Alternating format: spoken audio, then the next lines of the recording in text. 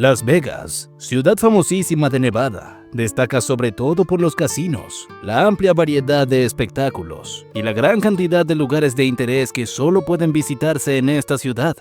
¿Qué sería de Las Vegas sin todos estos atractivos? ¿Cómo se convirtió un lugar situado en medio del desierto en una ciudad que todo el mundo conoce? Bugsy Siegel. Este nombre es la única respuesta. Mantén cerca a tus amigos, pero aún más cerca a tus enemigos. Benjamin Hyman Siegelbaum, más conocido como Bugsy, fue un famoso gángster estadounidense cuya carrera delictiva llegó a su máximo apogeo en los años 40. Bugsy nació en Nueva York el 28 de febrero de 1906 y fue el segundo hijo de una familia judía muy numerosa y pobre procedente de Europa del Este. Bugsy comenzó a delinquir cuando era muy joven, ya que buscaba alcanzar cuanto antes esa prosperidad económica que su familia no pudo darle. De bien jovencito ya era un auténtico extorsionador, pues se unió a una pandilla del este del Lower East Side de Manhattan donde la mayoría de jóvenes eran de origen judío, la cual se dedicaba a extorsionar a vendedores ambulantes a cambio de protección. Cuando Bugsy conoció al mafioso Meyer Lansky, comenzó uno de los momentos clave de su desarrollo como delincuente, pues a partir de ahí se unió al National Crime Syndicate, el Sindicato Nacional del Crimen, tras llegar a un acuerdo entre el crimen organizado siciliano y el judío. Todos estos esfuerzos hicieron que con apenas 20 años, Siegel alcanzase aquella prosperidad económica que tanto ansiaba desde que era niño. Pero eso sí, no sin manchar su reputación, ya que se le acusaba de violación, robo a mano armada y asesinato. La prensa de aquella época incluso llamó Murder Inc. a la organización a la que formaba parte Bugsy, un nombre que en inglés significa que consideraban por empresa especializada en asesinatos a sueldo. Esta organización actuaba por toda la costa este y tenía tanto poder que incluso estaba vinculada con mafiosos de la talla de Lucky Luciano y Frank Costello. El éxito de Bugsy a nivel criminal se consolidó cuando se le encargó que llevase los negocios de esta banda criminal hasta la costa oeste. Nuestro protagonista se mudó entonces a California donde, además de cumplir con lo que se le había encargado, se relacionó con el mundo del espectáculo a través de su amistad con actores de Hollywood, como, solo por citar algunos nombres, James Stewart y Cary Grant, de los que además era protector. Además, tuvo una relación con la actriz Virginia Hill. Su relación hizo que perdiese el cariño de sus hijas y su mujer, esta, hermana de otro delincuente habitual. El 26 de diciembre de 1946 se inauguró el Flamingo, pero las cosas no fueron como se esperaban. Ese día llovió muchísimo y por tanto algunas estrellas de Hollywood no pudieron asistir a la inauguración porque el mal tiempo impedía que llegasen desde Los Ángeles. Y lo que es peor, la lluvia causó problemas estructurales en el complejo y poco después el Flamingo tuvo que cerrar durante un mes para reparar los daños. A pesar de las dificultades que se vivieron el día de la inauguración, aquel día le dio comienzo a la historia del primer casino de Las Vegas y por ende, la historia de los juegos de azar a lo largo del Strip. Está de más el decir su estatus como celebrity en Hollywood. Siegel fue recibido en los más altos círculos y se hizo amigo de estrellas. Era conocido amigo de George Raft, Clark Gable, Gary Cooper y Cary Grant, así como de los ejecutivos del estudio Louis B. Mayer y Jack Warner. La actriz Jean Harlow era íntima amiga de Siegel y madrina de su hija Millicent. Siegel llevó una vida extravagante, compró bienes raíces y organizó lujosas fiestas en su casa de Beverly Hills. Se ganó la admiración de celebridades jóvenes, incluyendo a Tony Curtis, Phil Silvers y una promesa, Frank Sinatra. Siegel tuvo varias relaciones con mujeres prominentes de la alta sociedad, incluyendo socialites como Dorothy Di Frasso, la esposa de un conde italiano. La alianza con la condesa llevó a Siegel a Italia en 1938, donde se reunió con Benito Mussolini, a quien Siegel trató de vender armas. De igual forma se encontró con los líderes nazis Hermann Göring y Joseph Goebbels, a quienes tomó una aversión inmediata y más tarde se ofreció para matarlos. Solo se dio debido a las ansiosas súplicas de la condesa. En Hollywood, Siegel trabajó con el Sindicato del Crimen para formar negocios ilegales. Ideó un plan para extorsionar a los estudios de cine. Se haría cargo de sindicatos locales, como Screen Extra Guild y Los Angeles Teamsters, y organizaría huelgas para obligar a los estudios a pagarle, para que los sindicatos volvieran a trabajar de nuevo. Siegel pidió dinero prestado a celebridades y no se los devolvió, sabiendo que nunca se lo reclamarían.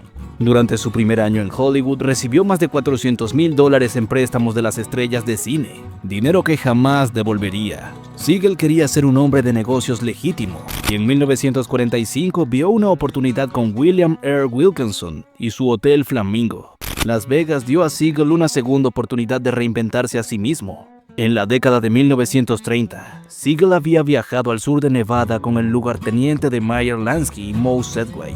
Por orden de Lansky para explorar operaciones de expansión, hubo oportunidades en la presentación de servicios ilícitos a los equipos de la construcción de la presa Hoover. Lansky había entregado las operaciones en Nevada a Siegel, pero Siegel se las entregó a Moe Sedgwick y se fue a Hollywood. A mediados de la década de 1940, Siegel estaba organizando las cosas en Las Vegas, mientras que sus lugartenientes trabajaron en una política empresarial para garantizar la totalidad del juego en Los Ángeles. En mayo de 1946, Siegel decidió que el acuerdo con Wilkerson tenía que ser alterado para darle el control del Flamingo. Con el Flamingo, Siegel suministraría el juego, el mejor licor y comida, y los más grandes artistas a precios razonables.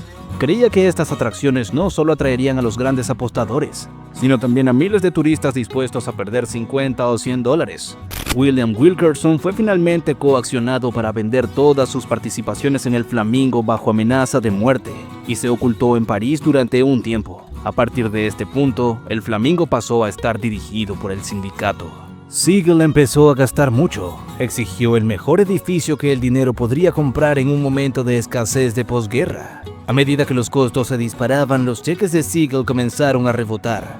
En octubre de 1946, los costos superaban los $4 millones. En 1947, el costo del Flamingo era de más de $6 millones, unos 73 millones en la actualidad. A finales de noviembre, la obra estaba casi terminada. De acuerdo con informes posteriores de observadores locales, el maníaco inflado de pecho de Siegel estableció el patrón para varias generaciones de notables magnates de los casinos. La reputación violenta de Siegel no ayudó a su situación. Después de jactarse un día de haber matado personalmente a algunos hombres, vio la mirada del pánico en el rostro del contratista del Webb y le aseguró: Del, no se preocupe, solo nos matamos entre nosotros. Otros colaboradores describieron a Siegel en un aspecto diferente, como un personaje intenso que no carecía de un lado caritativo, incluyendo las donaciones para el Fondo del Cáncer de Roy Neon Diamond. El abogado de Siegel en Las Vegas, Lou Weiner Jr., lo describió como muy querido y que caía bien a la gente.